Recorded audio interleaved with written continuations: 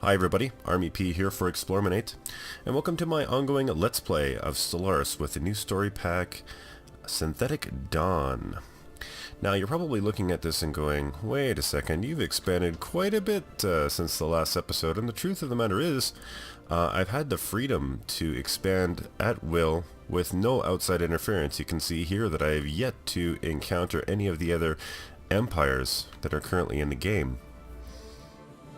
And although that's fine, it didn't make for terribly interesting viewing. So I kind of just pushed forward until I figured that something interesting would have happened. So I'm just going to quickly recap. The first one is that we ended up going to this sector right here, and I've renamed it 1, of course, because our first colony was named 0. Give you a little bit of insight into 1 Prime. I chose this planet in particular because of some of the bonuses that the planet has. You can see here that it's got exceptional quality minerals. So I'm going to get a bonus of plus 25 minerals per node here. There isn't a ton on this planet, but we'll make up for that later. And you can see here it also has an asteroid impact, which is a -5 habitability, but I don't really care about that being a machine race. And an additional 5 minerals. So you can see here that I'm going to have a plus 30% base for my mineral production. And seeing how I was so mineral starved for quite some time, this was an obvious choice. I also put a frontier outpost in this sector here. I'll just turn on the detailed map mode and you can see the reason why. Look at this Crimdor, this sector here. It has a total of 9 physics, 3 engineering, and some power. So it is a great find.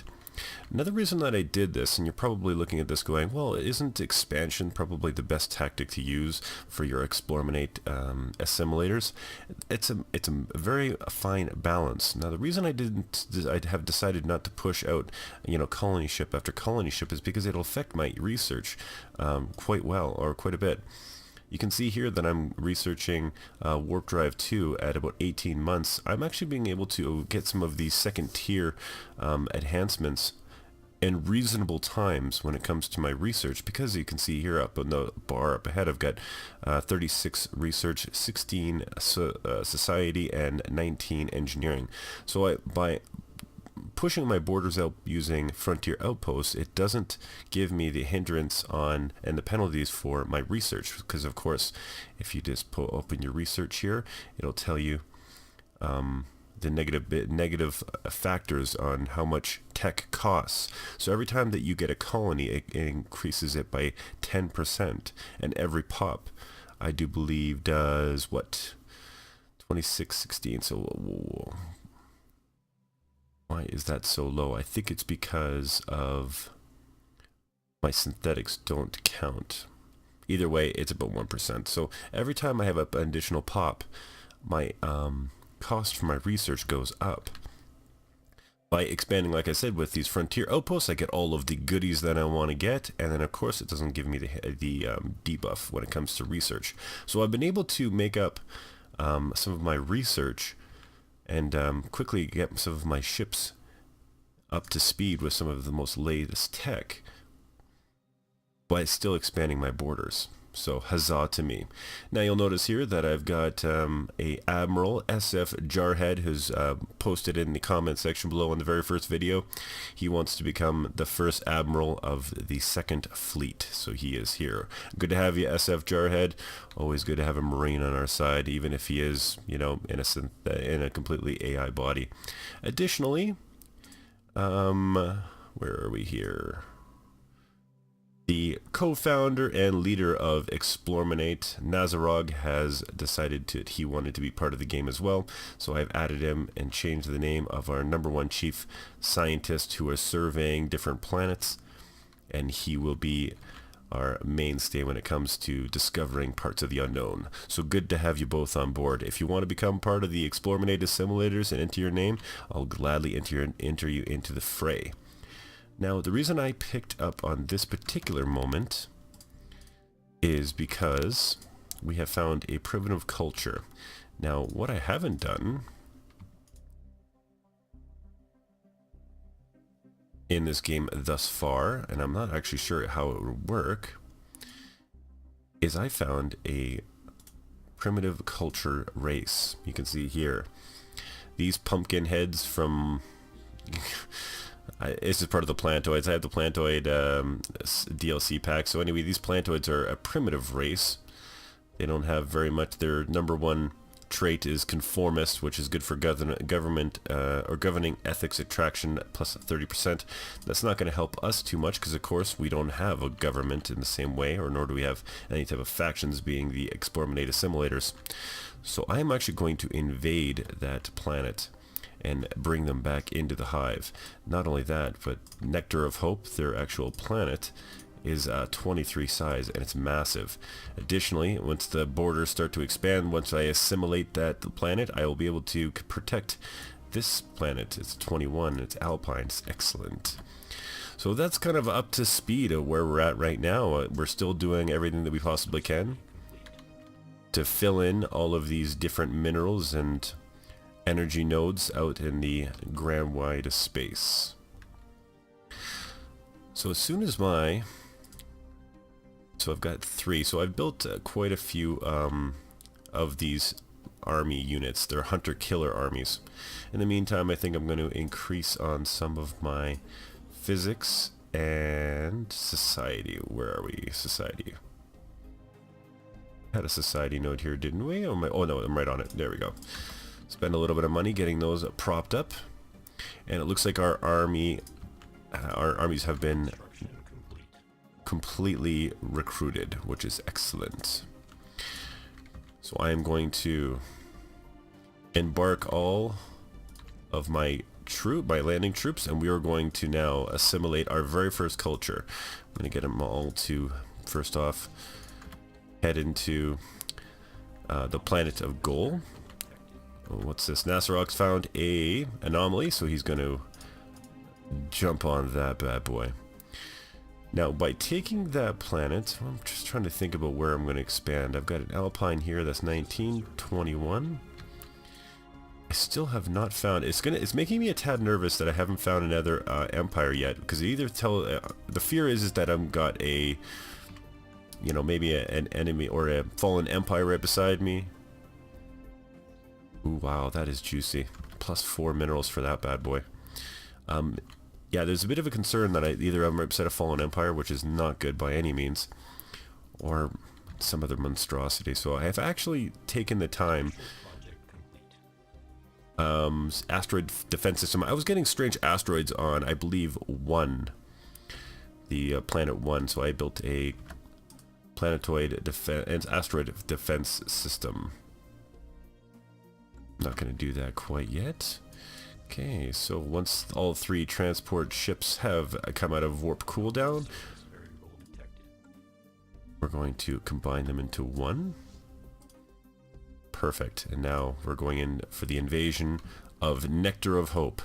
Land armies. 75 influence. That's no problem with us at all. A very small price to pay for a brand new planet inside of our eXplorminate.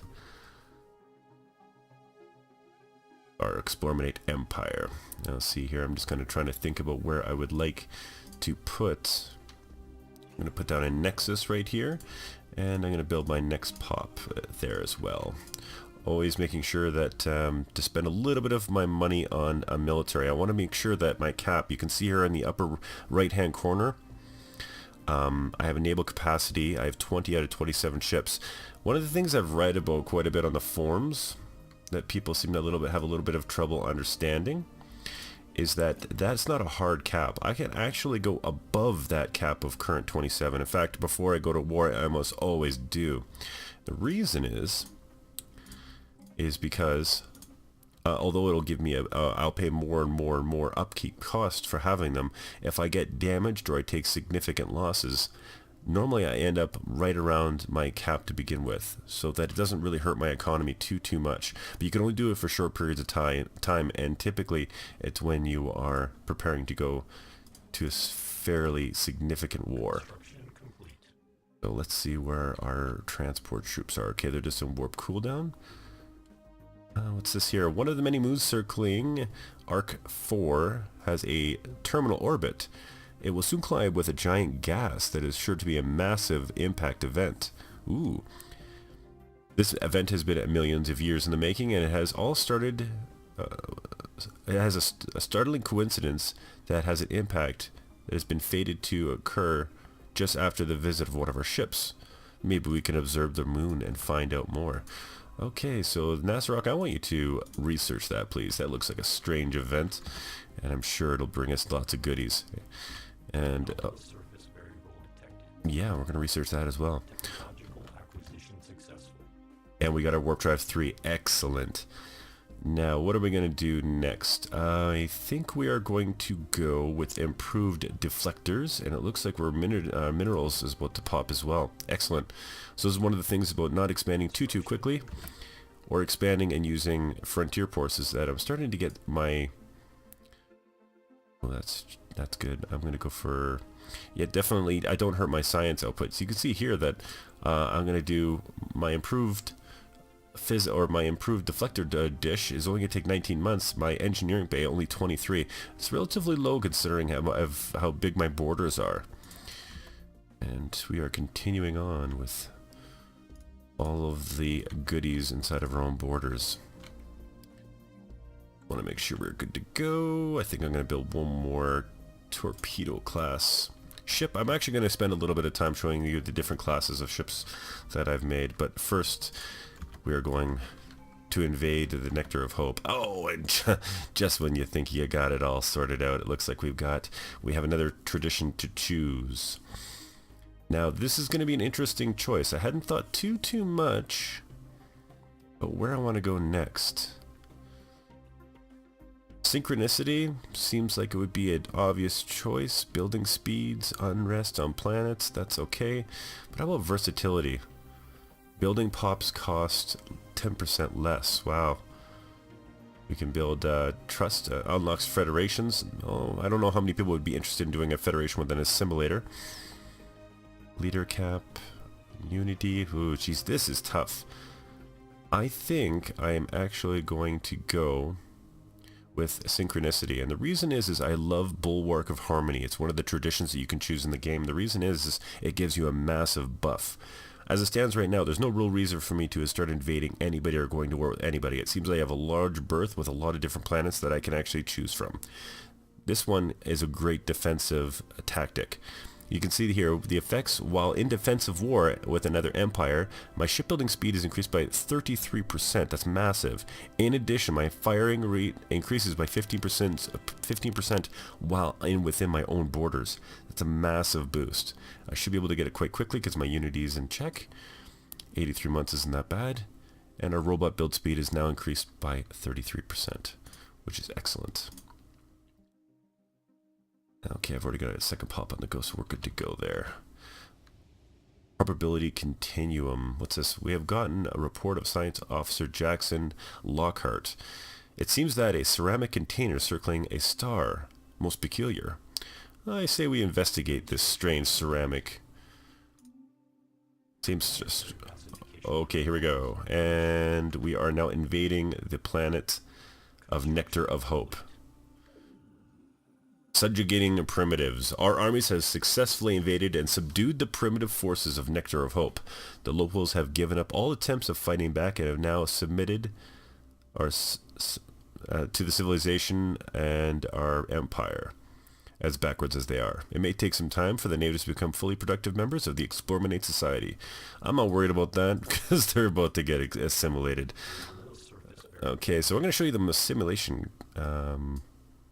Oh, it looks like one of Jackson has developed a new skill. What skill did he get? Oh, yay, military research craft. That's not that impressive. Now you can see here in the lower right-hand side, assimilation process. My species is going to be assimilated within each year. 1 to 4 pops will be added into the collective. So right now they hate life because, you know, these pumpkin heads are being assimilated. But it's a small price to pay to be part of the eXplorminate societies of our great hive mind, or collective, sorry. As it stands, I will do my deployment of our colony ship, and now we own it. It's ours, and our border is yet expanded again. So I think we're going to rename Nectar of Hope to Let's say binary? No, that's too easy. Let's just call it 3 pumpkins. Yeah. 3 being the number 1, and we're gonna call this probably just 3. We're gonna name everything, you know, pretty much how you figure an AI would, just by the process that we ended up getting the actual planets in check. Now it looks like I am not doing too great when it comes to my energy output, so I'm gonna have to be a little bit more conscious of this. Spend a little bit of money making sure my stuff's upgraded. So we have now assimilated our first one. Oh good. Nasarok has recorded the collision between the event and its moon, and we got some physics research and some bonus to Nasarok's experience as he continues off past level 5. Currently able to cap him out at level 6. So, Shoulder of Giants. Okay, it appears that an asteroid surrounding debris is a former planet. Oh, excellent. So again, we haven't had any contact, and I'm a little shocked by that, because I have, you know, like you can see here that I've got this pretty significant border on the go right now, and I'm kind of debating if I should, I don't know if I really want to do a, I don't know if I really want to do another colony ship, or if I just want to put another frontier outpost. Stands right now I'm making 3 unity per turn, which is a good rate to have it at. If I did do it, I would have to make it around an area that had a significant amount of energy, and unfortunately I don't seem to have that in abundance. I'm getting a little on the starve side. So that being said, I think what I'm going to do, I'm going to take one of these ship types, and I'm going to go out into the vast unknown. I feel confident enough that whoever we find will be able to defend ourselves. So I just set a couple waypoints, and off he goes. Oh, you know, I probably should have given him warp 2, but so I'm not in the biggest hurry. Ooh, we got some stuff going on here. The ISIS Drake has encountered alien vessels. Uh-oh. Let's get in there. I think that's Nasarok's ship, isn't it? Oh, yes, it is. Looks like some type of mining vessels. Make sure that you get out of there. I don't want Nasarok getting chopped up real bad. Impossible ceramics. Oh, he didn't end up doing that, did he? Improbable. Oh no, I don't want. I want you to go to it. Where's my? I want you to research that, please. And what was my other one? Epsilon aliens. I'm going to spend 3 months and try to figure out what these aliens that Nasarok has actually run into. In the meantime, we're going to get our fleet back and ready. Got 305 or 400 is pretty darn good. And to make sure that I got much energy that I possibly can, I think I'm actually going to take away that tile blocker so we can get that propped up a little bit. It's one of the things you definitely keep your eye on when it comes to this game is you will starve yourself very, very quickly from energy if you're not paying very close attention to what you're building. Especially as a machine race, it can barrel out of control. Okay, so we've got some ancient mining drones. Reports of deep space drones in certain systems have been investigated. Drones appear to be working and custodians of an autonomous orbital mining operation established over a millennia ago. Establish a listening post. This is what we have to make a choice what we're going to do. I think we're going to rip these guys right apart. Doesn't look mining drones analysis. Okay, so we know that their fleet is there. What's this? We have unemployment. That's not right. Oh, I see. It's because my assimilation has begun. Okay, so here you are. You can see the assimilation process has begun on some of the population of Nectar of Hope, or now it's called 3 Pumpkins.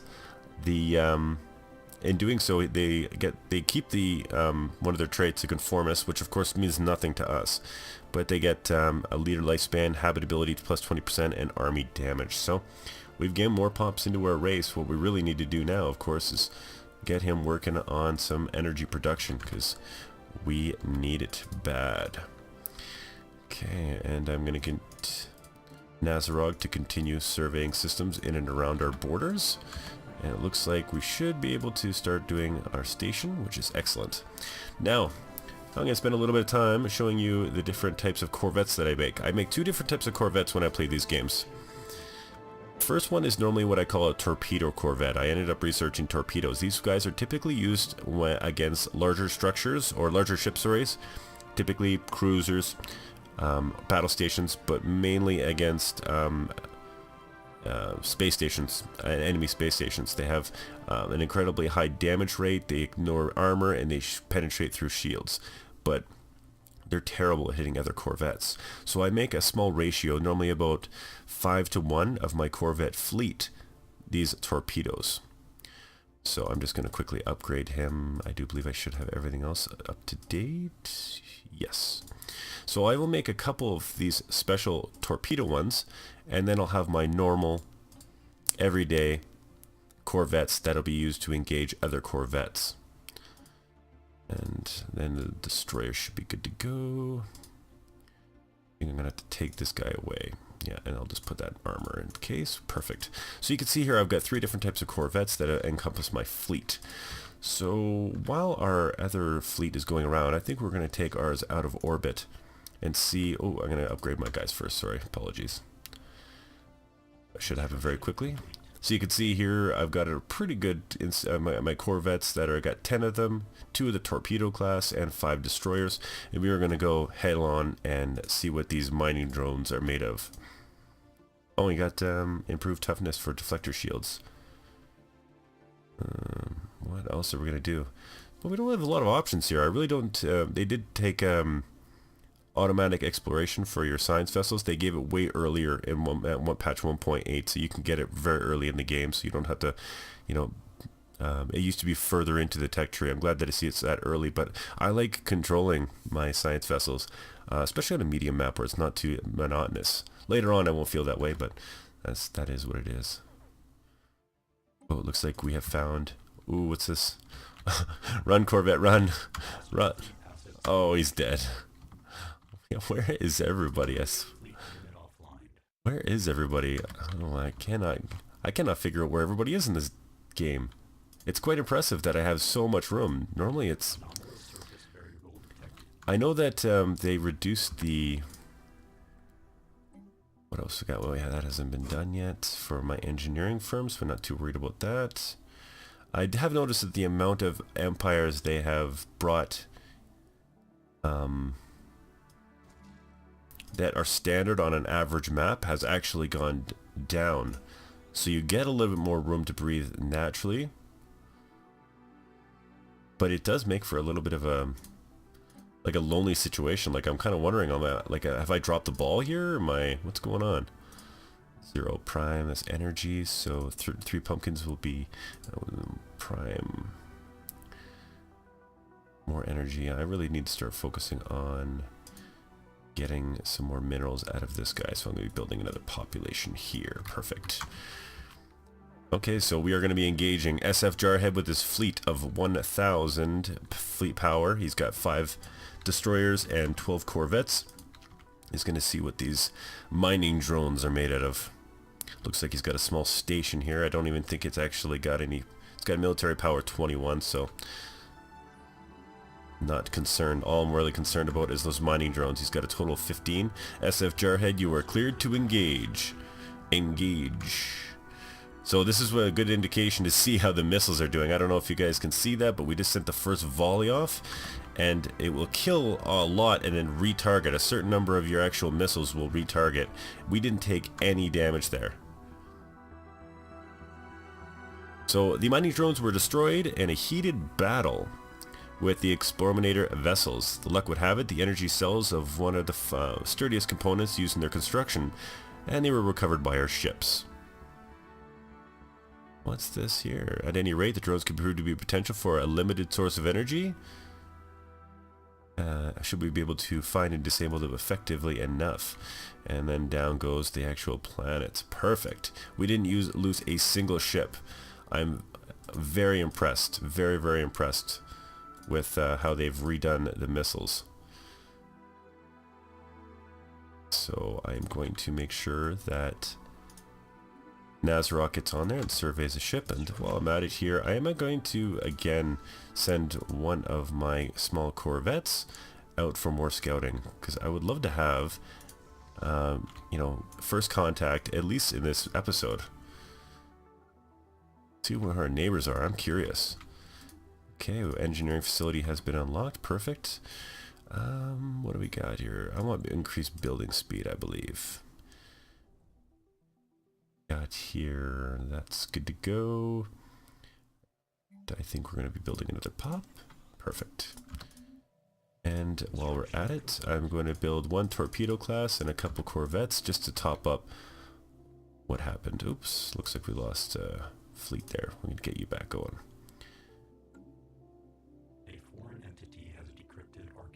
Well, here we go. What did I say? I said it had to be next to a fallen empire, and who we have? A stagnant. It's a holy guardian. It's a fallen empire. It's a holy guardian. So of course he's a fanatical spiritualist. Fallen empire. If you don't know what a fallen empire is, perhaps you're new to Stellaris. Most people know they are an ancient empire that once ruled over a huge amount of space. And then something happened. It's kind of, the lore is gray and kind of meant up for your own imagination. But essentially now they only own a small pocket of space. In that pocket of space, they don't want to be bothered with you. They've kind of look at your empire as completely beneath them, because technologically they're way more advanced. Their ships are 10 times more powerful, and they honestly believe, like some type of elitist empire, that they're way above you. So our first contact is with a fallen empire. You can see here they're quite dismissive about their attitude. They're overwhelmingly more powerful than us in every possible capacity. Now, as a holy guardian, the only thing that they don't want is that you colonize any of their very, very specific types of planets. They have several different planets that they consider pristine and to be never to be touched by any type of alien. So if you don't colonize them, you're fine, but if you want to get under their skin, you colonize them and see what they're all about, which I do not at all recommend. Okay, let's get some more minerals down, gents. That looks good to me, and how's my empire doing? Not too bad.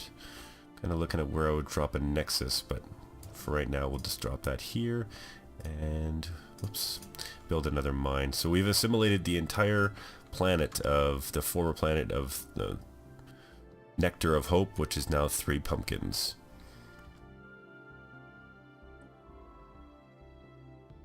Should have level 3, shouldn't he?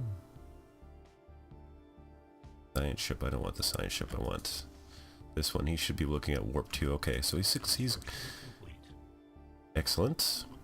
Okay, so our economy's still humming along. We did end up getting the VV Sandii. Oh man, I'm terrible at these weird, you know, names. So it's VV Sandaya. VV Sandaya. Anyway, the spiritualist fallen empires. That's what I'm going to call them, or I should say, potential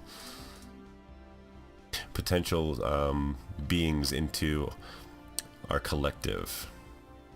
Who knows? Okay, looks like we're going to be pretty close to popping another research. That's good. Continue on with backfilling. So again, I'm really shocked. I do not seem to have any type of immediate borders or immediate... Oh, it looks like we spent all this time trying to figure out what the ceramic node was, and in the end we couldn't figure out what it was, but you know what? We found out a little bit about ourselves and our collective minds by doing so. So we ended up getting some influence from that bad boy. Not too shabby if you ask me. I think I'm actually going to do this one. It's an observatory for one of the precursor events. I'm going to get that completed. Alright everybody, so we're kind of getting to that point where I'm going to lock horns. Oh, what's this? What's this? What's this? Oh, more mining drones. I cannot find anyone. Okay, we got some bio up. I'm going to wrap this up really quick here. We're definitely going to go for doctrine fleet support. This is going to be good to have for building our larger fleet later. So anyway, you can kind of see that I've expanded out and pushed on. We assimilated a primitive culture. Now we have completely engulfed in their entire society into our collective consciousness. There's nothing stopping the eXplorminate assimilators. We, of course, found the first neighbor that we have here to the south as the map as you're looking at it, and it is one of the spiritual fallen empires. I'll have to keep an eye on them, especially when it comes to later in the game. We were able to establish a total of 3 different planets, including our main, and 2 frontier outposts. So all in all, pretty impressed. In fact, I probably could get rid of this outpost altogether.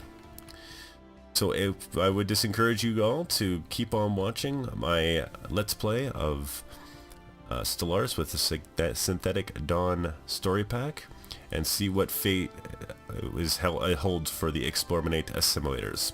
Until then, I'll see you next episode.